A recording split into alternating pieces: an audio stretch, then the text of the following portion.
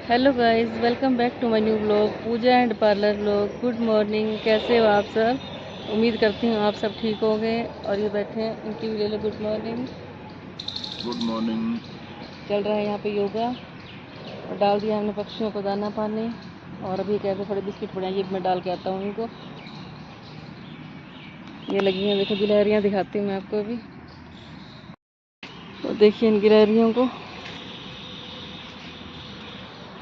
आज मौसम भी बड़ा अच्छा हुआ है।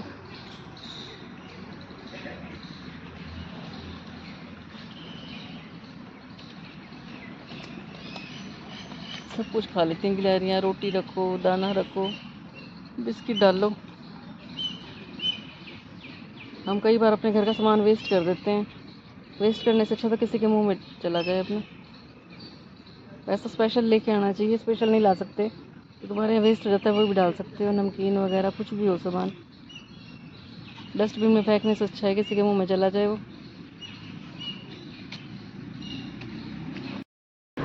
सो गाइस, शहजादी साहिबा उठ गई है। अब मैं इसे महारानी नहीं बुलाती, इसने कहा महारानी मत बुलाया करो मेरे को। मुंह देखो बड़ा, शहजादी वाले मुंह बनाएगा ना।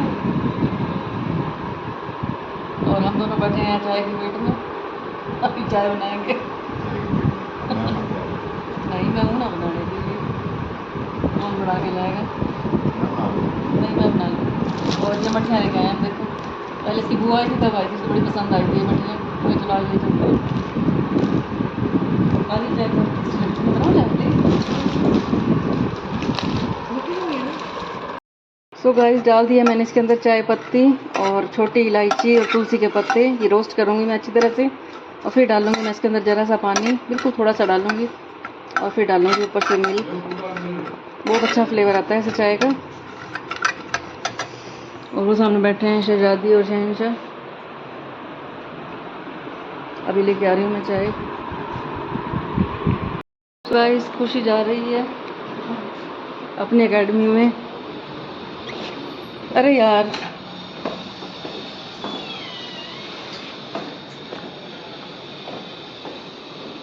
और आप भी कीजिए तुलसी मैया के दर्शन। ये देखिए फ्लावर, देखिए तुलसी मैया ने खिलाए फूल।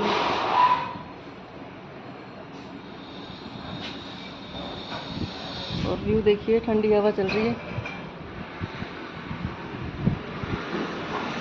कोई पता नहीं, अभी गर्मी भी हो जाए, कोई भरोसा नहीं है।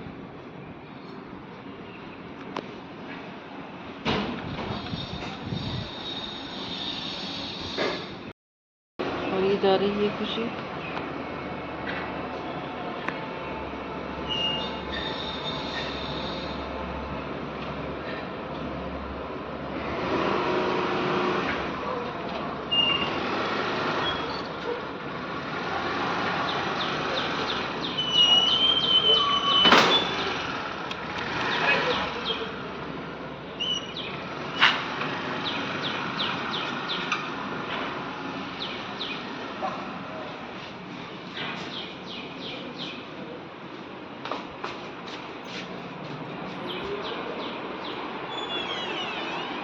और इधर हमारी चाय रेडी हो रही है।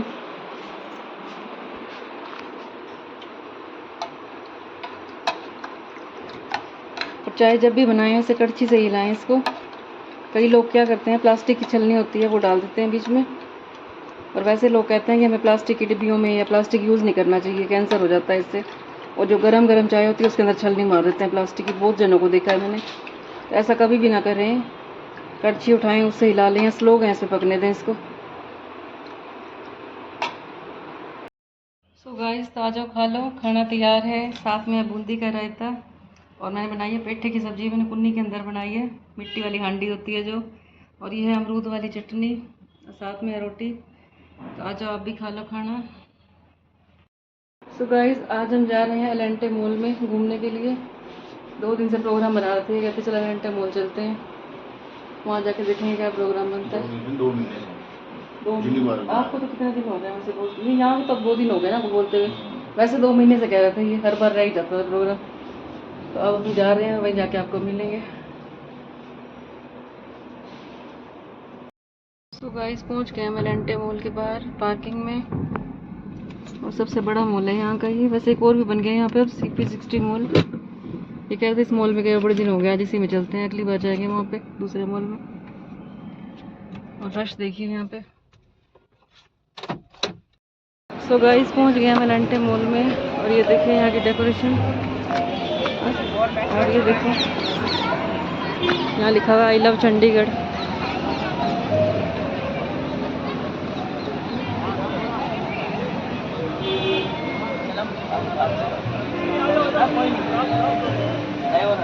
और यहाँ सब लोग देखो यहाँ फोटो करवाते हैं आई लव चंडीगढ़ के आगे।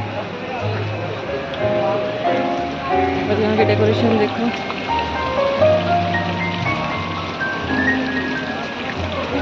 और ये खड़े हैं ये।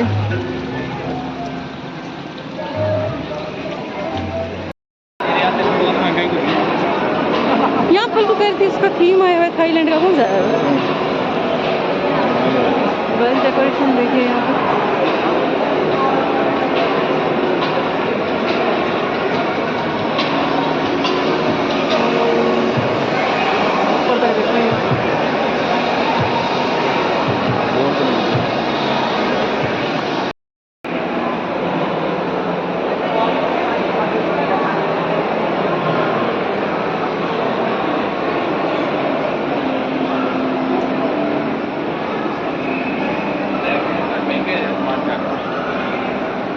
और यहाँ की मार्केट देखिए।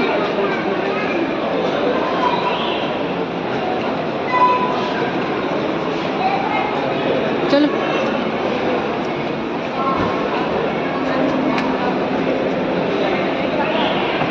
ये क्या था? चलो कोई नहीं। और अब आ गए हम थिएटर में, और यहाँ का व्यू देखो। पिज़्ज़ा हट, लेकिन हमने कुछ खाना नहीं है, पेट भरा हुआ। हम घर से ही फुल होके चलते हैं जहाँ भी जाना हो हमने। बाद में देखेंगे, भूख लगी तो। अभी तो हम फुल होके आए हैं।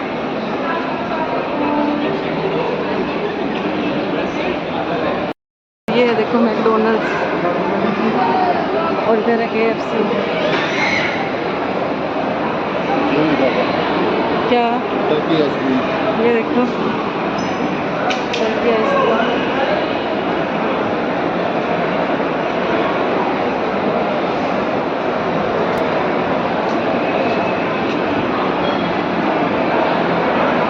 उधर है फूड कोर्ट।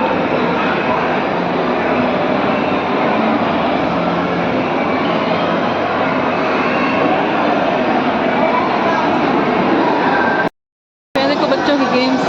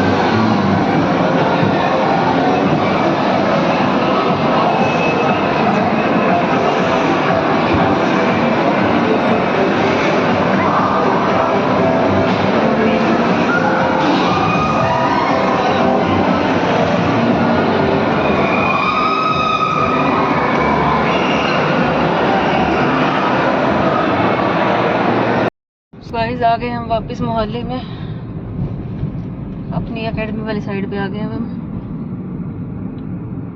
और टाइम हो गया रात के 11 बज गए। अब देखो कहाँ। तो गाइस हम आए अपनी मार्केट में, और यहाँ पे रश देखिए एक बार। और ये चीज़ें ऑर्डर यहाँ पे किसका ऑर्डर देंगे, क्या ऑर्डर दिया अभी? शाही पनीर, मिक्स वेज, लच्छा पराठा, नान। और यहाँ पे भीड़ देखो जैसे कभी से कुछ देखा ही ना हो। बाद में कुछ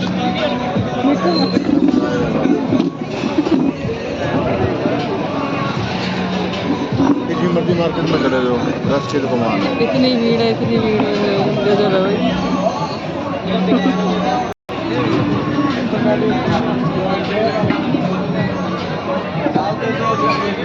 चलो साहब।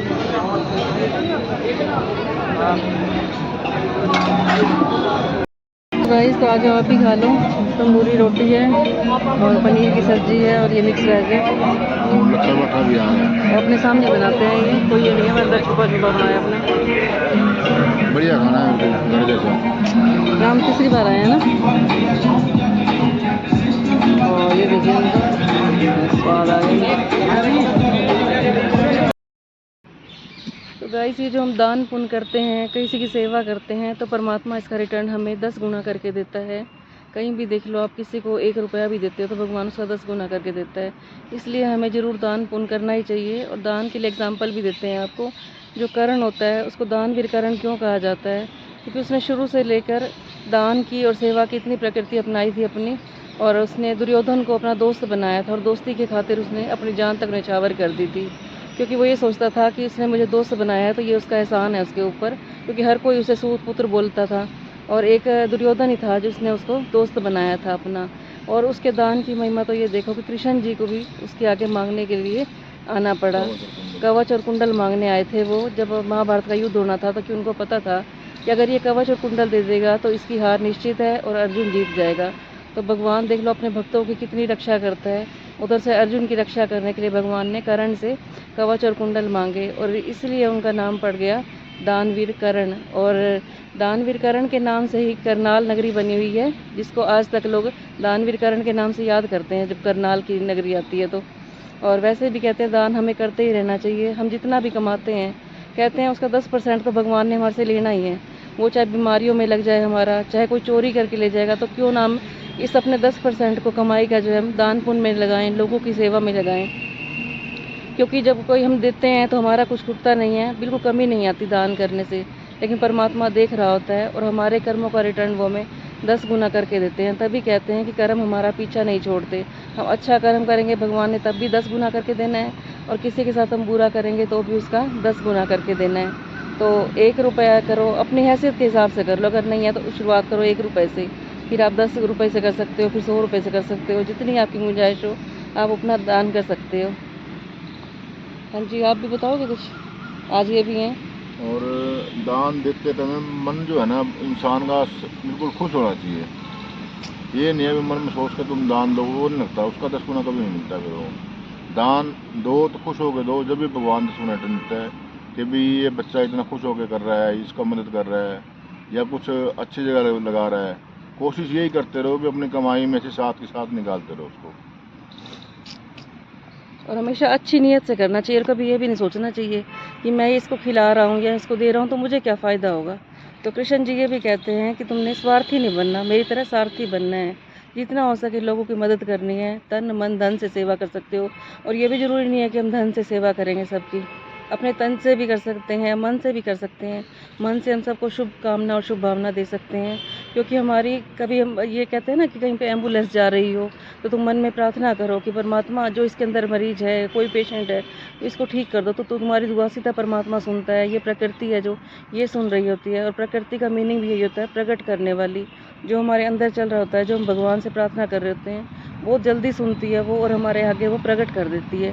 तभी प्रकृति माता का नाम प्रकृति पड़ा है, क्योंकि ये हमारे सब कर्मों को प्रकट कर देती है। हम अच्छे कर्म करते हैं तो भी वो प्रकट कर देती है, और बुरे करते हैं तो भी वो प्रकट कर देती है। प्रकृति से और परमात्मा से कुछ भी छुपा नहीं रहता। ये दोनों का बहुत बीच का कनेक्शन अच्छा बना हुआ है। और हम जब भी कोई अच्छे कर्म करते हैं, पता नहीं भगवान कहाँ पे हमारे लिए, कहते हैं ना, सूली से कांटा कर देता है भगवान। किसी के लिए इतनी बड़ी मुसीबत आई पड़ी होती है और वो बिल्कुल छोटी कर देता है। हमें बाद में समझ आती है परमात्मा तो हमारे साथ कितना अच्छा कर रहा है। और ये हमारे कर्म ही होते हैं। कहीं हमने दान पुण्य कर रखे होते हैं या किसी की सेवा कर रखी होती है तो हमारे आगे आ जाता है। तो खुद भी अच्छे कर्म करें और अपने बच्चों को भी यही शिक्षा दें, क्योंकि हम अच्छे कर्म करेंगे तो हमारे संस्कार हमारे बच्चों में जाएंगे। अगर माँ बाप ही अच्छे कर्म नहीं करेंगे तो बच्चे कहाँ से करेंगे? क्योंकि बच्चे जो होते हैं माँ बाप को ही देखते हैं, जैसा वो काम करते हैं तभी वो बच्चे सीखते हैं और आगे उनके बच्चे वही काम करते हैं। अगर एक पीढ़ी ने गलत काम किया तो उनकी सारी पीढ़ी फिर ऐसी चलती रहती है। तो जितना हो सके हम अच्छे काम करना चाहिए, लोगों की सेवा करनी चाहिए और दान पुण्य भी करते रहना चाहिए।